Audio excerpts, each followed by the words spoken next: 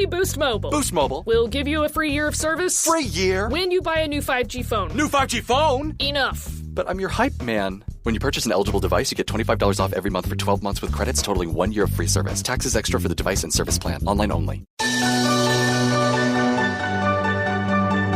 What's it like to care for someone who's sick? To wait for answers, to hope for healing. These are the moments our nation's healthcare teams and their patients face every single day. And it's why we do what we do. We're Siemens Healthineers, and we pioneer breakthroughs in healthcare for everyone, everywhere. Across the country, from rural communities to busy cities, our medical imaging, therapy, and laboratory solutions help providers deliver care that can be smarter, faster, and more precise. With more than 17,000 employees across the United States, we're driving innovations that support healthcare teams, strengthen systems, and truly change people's lives. Because for us, it's about more than technology, more than innovation. It's a promise, built for generations. Siemens Healthineers.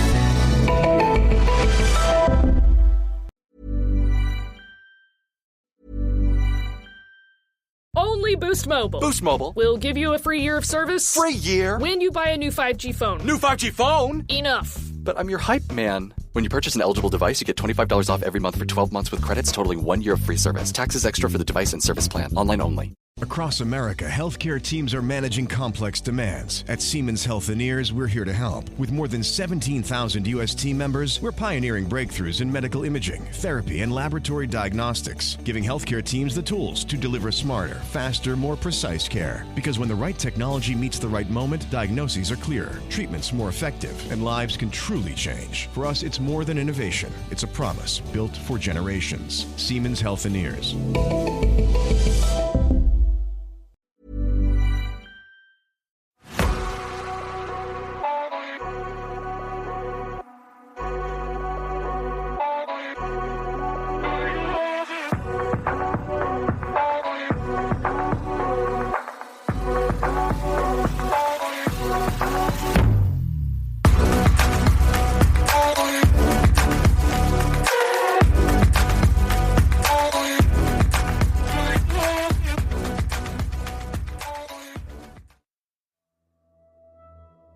Hello, I'm Sarah. And I'm Toby. And welcome to the Whispering Woods Extra. This episode is all about Alse Young. Yes, Alse Young, a witch I'd never heard of. I really wanted to include this story because...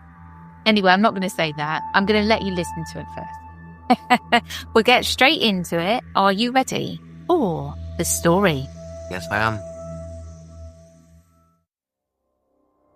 On a late spring day in 1647, a woman named Alse Young of Windsor, Connecticut, was led to the gallows in the town of Hartford. Her death on May 26, 1647, marked the first recorded execution for witchcraft in the American colonies. She was hanged at Hartford's Meeting House Square, then the town's communal green, now the site of Connecticut's old state house. Little was documented about her trial or final moments, but Alse Young's fate would quietly usher in a dark chapter of fear in New England, occurring 45 years before the infamous Salem witch trials seized public attention. Though largely forgotten in popular history, the case of Alse Young was a portent of the witchcraft persecutions to come. Connecticut's own witch trials spanned the decades prior to Salem and claimed multiple lives. Yet they remained sparsely recorded and were long shrouded in silence. Alse Young's story emerges as a somber, real-life tale of superstition, fear, and injustice in 17th century America. 17th century New England was a deeply religious society that believed wholeheartedly in the reality of witches and their pact with the devil. Colonial laws reflected this fear. By 1642, the Connecticut colony had made witchcraft a capital offence, punishable by death. These early laws were rooted in scripture. The colonists invoked the Old Testament injunction, "Thou shalt not suffer a witch to live," as literal justification for executing suspected witches. Connecticut's code, closely modelled on Massachusetts Bay and English precedent, left no doubt that Satan's servants were to be dealt the ultimate punishment. Puritan settlers interpreted misfortune and evil through a spiritual lens. If crops failed, livestock sickened, or children died unexpectedly, many were quick to suspect the hidden hand of a witch. Ministers preached that the devil could grant witches power to harm others in return for their soul, and this terrifying prospect led communities to be watchful of any signs of unnatural mischief. Early cases in Connecticut reinforced these beliefs. In 1648, just a year after Alse's execution, a young servant woman, Mary Johnson of Wethersfield, was tortured in jail until she confessed to entering into a compact with the devil, a crime for which she was subsequently executed. Such confessions, however coerced, convinced the Puritans that witches lived among them. The authorities saw it as their God-given duty to root out this threat.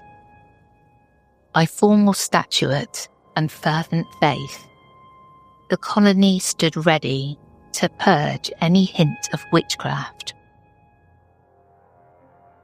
Alse, sometimes recorded as Alice or Asher Young, was an ordinary inhabitant of Windsor, one of Connecticut's early river towns.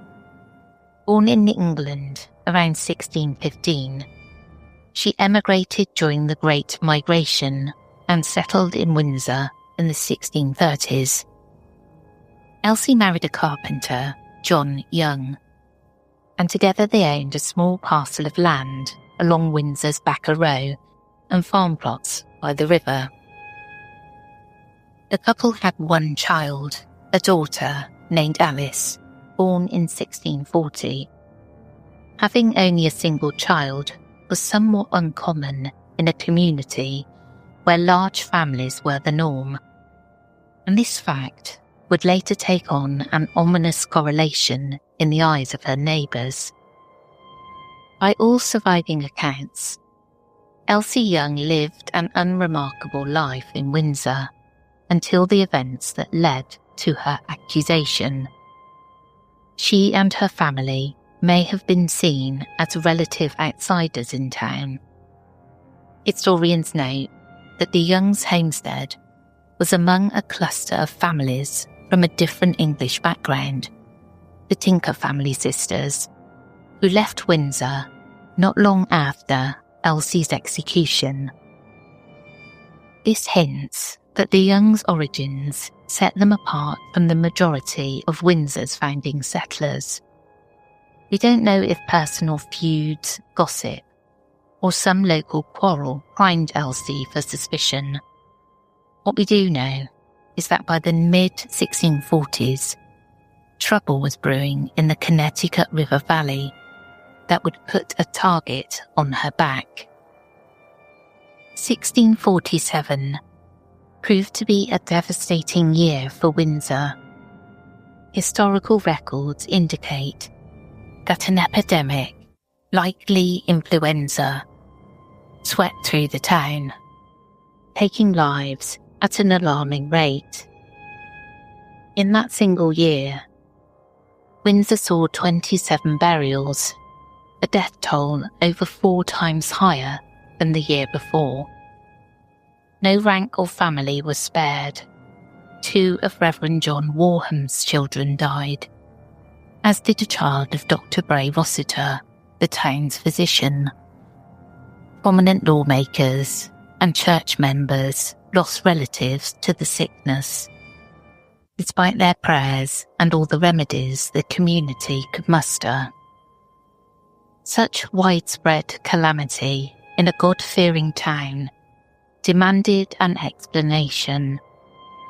To the 17th century Puritan mind, it seemed clear that divine anger or diabolical forces must be at work.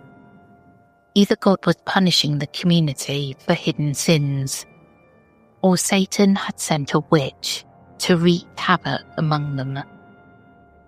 Elsie Young's immediate neighbours were among those hardest hit by the pestilence. Thomas and Anne Thornton, who lived next door, lost 4 children in the space of that year.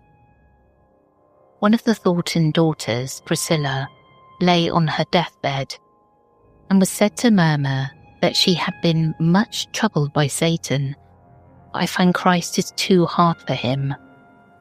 These haunting words, recorded later by Reverend Cotton Mather, suggested to Pia's ears that the devil himself stalked Windsor during the epidemic. In the grief-stricken aftermath of so many funerals, villagers began to seek a scapegoat for the tragedy. Suspicion naturally drifted toward anyone who seemed untouched by the disease. People could not help but notice that Elsie Young's one child survived the epidemic, while so many of their own children perished. Why had the Young household been spared the worst of God's fury? Some neighbours lightly questioned whether this Windsor woman had been sheltered by unholy means. Prejudice of the time further fanned the flames of suspicion. Elsie had borne only a single child, and in that era, a woman's fruitfulness, or lack thereof, was often subject to harsh judgment. A long-standing folk belief held that a woman with few or no children might grow envious of her more fertile neighbours and could be tempted into witchcraft out of jealousy. This misogynistic stereotype cast childless or less fertile women as potential agents of Satan, embittered by their condition. Elsie Young's family size fit that unfair profile. As panic and superstition gripped Windsor, such details took on outsized significance. Grief, fear, and age-old biases were converging, and Elsie was about to pay the price. Exactly how Elsie Young came to be accused of witchcraft remains a mystery. No detailed court records from her case have survived.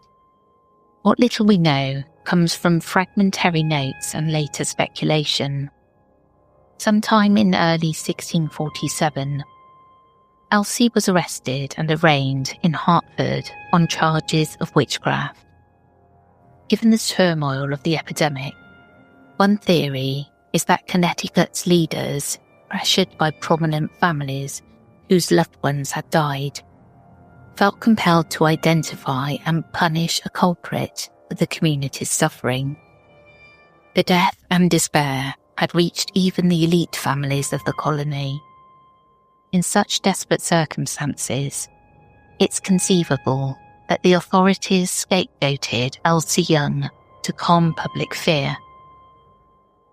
As one historical analysis suggests, a member of the colonial magistracy may have organised for someone to be hanged as a witch, essentially at random, to satisfy the clamour for justice.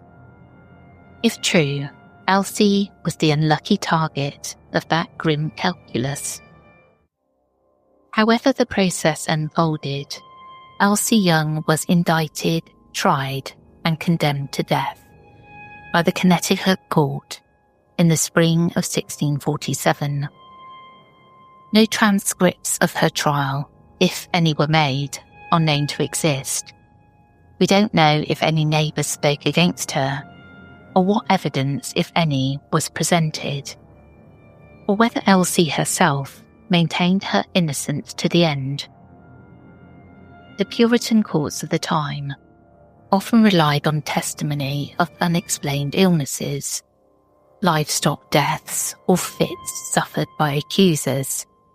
Any occurrence deemed preternatural might be blamed on a witch. It's possible that in Alse's case, the cluster of child deaths around her, coupled with the fevered atmosphere of the epidemic, was taken as sufficient proof of maleficum, harmful magic.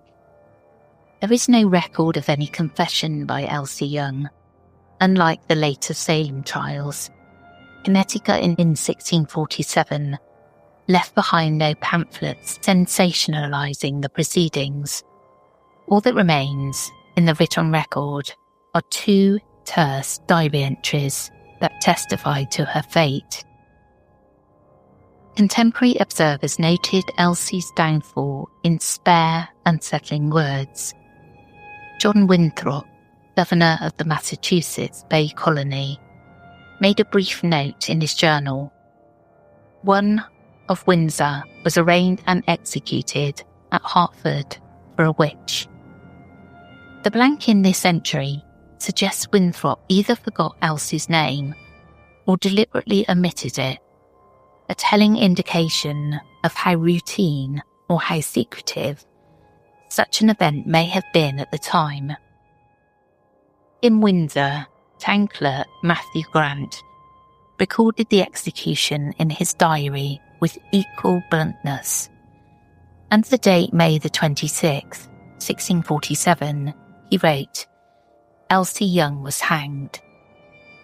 Those few words, rediscovered in the 19th century, confirm that the execution took place and marked the tragic end of Alse's life at approximately 32 years of age.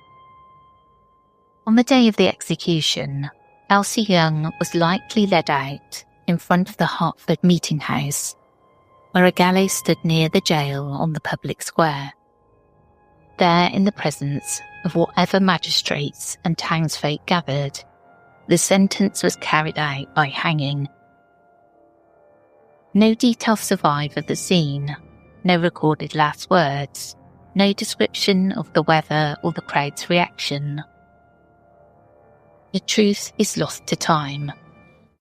What is certain is that Alse Young met her end as the first person in colonial America to be executed for witchcraft. In that somber moment, fear and superstition prevailed over a human life. The community perhaps felt a grim sense of relief or divine retribution as her body swung from the gallows. But if they hoped that sacrificing Alse would banish the evil among them, they would soon find otherwise. Alse Young's execution did not put an end to Connecticut's witch fears. Instead, it opened a tragic chapter that would continue for years. In the wake of her hanging, an uneasy quiet must have settled over Windsor. The surviving members of Alse's circle soon dispersed. Her widowed husband, young John, sold his remaining land in Windsor by 1649 and left town, resettling in Stratford, Connecticut. Interestingly, he was accompanied or later joined there by Thomas Thornton, the bereaved neighbour who had lost his children. Despite the grim events linking them, Thornton and young John remained friends. A 1652 letter from Thornton to the future Governor Winthrop Jr. about John's health is the only primary document proving that John and Alse were indeed husband and wife. It appears that life in Windsor had become untenable for them after the witchcraft episode. Other relatives or associates of Alse, such as the Tinker family women, also departed Windsor within a few years of 1647, suggesting that the shadow of the witch accusation cast a long shadow over those connected to her. In the broader context, Alse Young's ordeal was the first act in what some historians call the Connecticut witch hysteria. Over the next 15 years, Connecticut authorities would accuse dozens more and execute at least 10 other suspected witches, 9 women and 2 men. Among them were Mary Johnson in 1648, who, as noted, confessed to witchcraft under duress. Joan and John Carrington, a married couple hanged in 1651. Goodwife Bassett of Stratford in 1651. Goodwife Knapp of Fairfield in 1653. Lydia Gilbert of Windsor in 1654. And in 1662, during a particularly intense outbreak of accusations known as the Hartford Witch Panic, Nathaniel and Rebecca Greensmith, Mary Sanford and Mary Barnes. It was a slow drumbeat of fear and death, decades before Salem's frenzy, often handled quietly by the courts and town elders. Connecticut's witch trials never reached the scale of Salem's 1692 panic, partly because the colony's leaders grew more sceptical over time. Governor John Winthrop, Jr., starting in the late 1650s, took steps to raise the standard of evidence and restrain witch prosecutions. But in those early years, from Alse Young's hanging in 1643 through the early 1660s, the fear of witchcraft ran hot. Unlike the Salem witch trials, which were widely publicised and later became infamous, the Connecticut witch trials remained a quieter, often hidden history. Colonial officials in later years seemed reluctant to discuss or dwell on what had happened. The sad chapter that began with Alse Young was largely swept under the rug as time went on. By the 18th century, the episode was all but forgotten in the public mind. For generations, Alse Young's name barely appeared in conventional histories. It survived mainly in musty archives and local lore, a ghostly footnote to the story of early New England. Yet the personal legacy of Alse's case did live on in at least one respect: the stigma attached to her family. Remarkably, Alse Young's daughter, Alice Jr., faced witchcraft accusations of her own about 30 years later. Now married and living in Springfield, Massachusetts, the younger Alice Beeman Young was rumoured to be a witch in the late 1670s, not long after her husband's death. Neighbours even slandered her son as the witch's child. However, this time cooler heads prevailed. Alice Jr. firmly denied the allegations as baseless slander, and she was never formally charged or tried. The shadow of her mother's fate had not entirely dissipated, but society was slowly turning away from witch hunting by then. The stain of Alse's conviction had indeed touched her daughter's life, echoing the generational trauma of being branded a family of witches. One by one, the old Puritan superstitions began to fade as the 17th century waned, and the last witch trial in Connecticut occurred in 1697, with the accused acquitted. A memorial brick in Windsor, Connecticut, now bears Alse Young's name, a quiet tribute to New England's first witch trial victim. After more than 3 centuries of silence, Alse Young's story has finally been brought back into the light. In recent years, the people of Connecticut have sought to acknowledge and atone for this early injustice. On February the 6th, 2017, nearly 370 years after Alse was hanged, the town of Windsor's council formally exonerated Alse Young, along with Lydia Gilbert, another Windsor woman executed for witchcraft in 1654. The resolution declared that these women were innocent of the charges that condemned them. That spring, on the anniversary of Alse's execution, Windsor held a solemn ceremony to memorialise her and other victims of the colonial witch trials. Attendees laid flowers and stood in reflection by a brick engraved with Alse's name near the town hall, ensuring that she would be remembered not as a witch, but as a wronged member of their community. The movement to reclaim the history of Connecticut's accused witches extended beyond Windsor. In May 2023, the Connecticut General Assembly unanimously passed a resolution officially proclaiming the innocence of all those convicted of witchcraft in the colony from 1647 to 1697. This long-awaited action, though symbolic, was an important public acknowledgement that the witch trials were grievously unjust.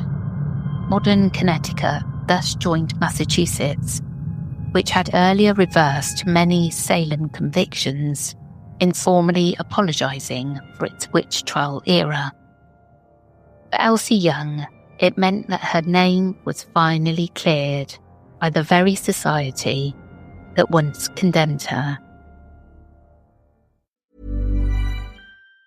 Only Boost Mobile. Boost Mobile. We'll give you a free year of service. Free year? When you buy a new 5G phone. New 5G phone? Enough. But I'm your hype man. When you purchase an eligible device, you get $25 off every month for 12 months with credits totaling 1 year of free service. Taxes extra for the device and service plan. Online only. Across America, healthcare teams are managing complex demands. At Siemens Health and Ears, we're here to help. With more than 17,000 U.S. team members, we're pioneering breakthroughs in medical imaging, therapy, and laboratory diagnostics, giving healthcare teams the tools to deliver smarter, faster, more precise care. Because when the right technology meets the right moment, diagnoses are clearer, treatments more effective, and lives can truly change. For us, it's more than innovation. It's a promise built for generations. Siemens Health and Ears.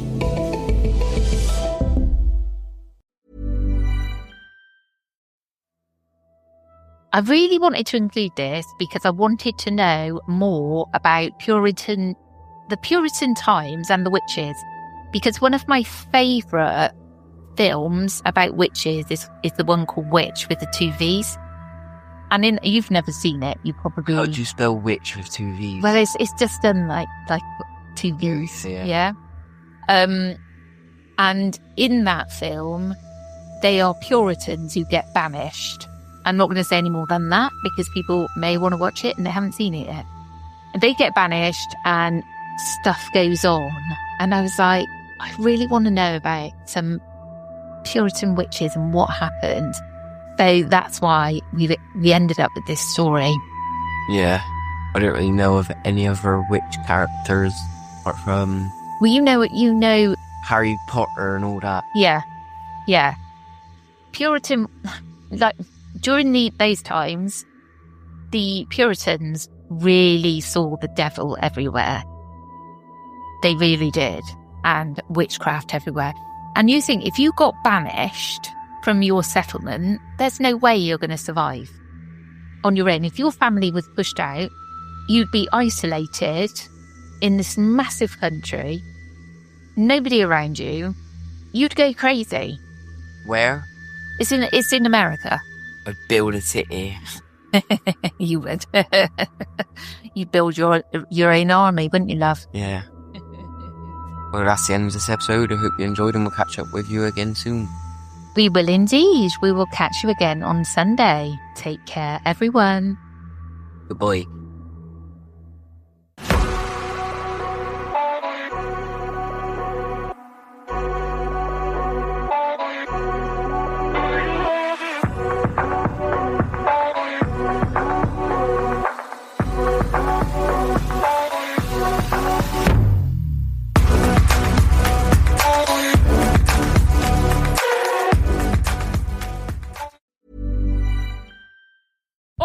Boost Mobile. Boost Mobile. We'll give you a free year of service. Free year? When you buy a new 5G phone. New 5G phone? Enough. But I'm your hype man. When you purchase an eligible device, you get $25 off every month for 12 months with credits totaling 1 year of free service. Taxes extra for the device and service plan. Online only. I had that dream again. My small business needs IT help, but I don't use LinkedIn. And I hire wrong. So then I'm doing IT, and when I go to plug the servers in, they become sentient. And they won't let us access our network unless we forward their chain emails and memes to more and more and more people, and then I wake up. Don't let hiring nightmares ruin your dreams. LinkedIn Jobs' new AI assistant finds and invites best-fit candidates to apply, so you can discover talent you may have missed. Get 50% off your first job post at linkedin.com/Pandora offer. Terms and conditions apply.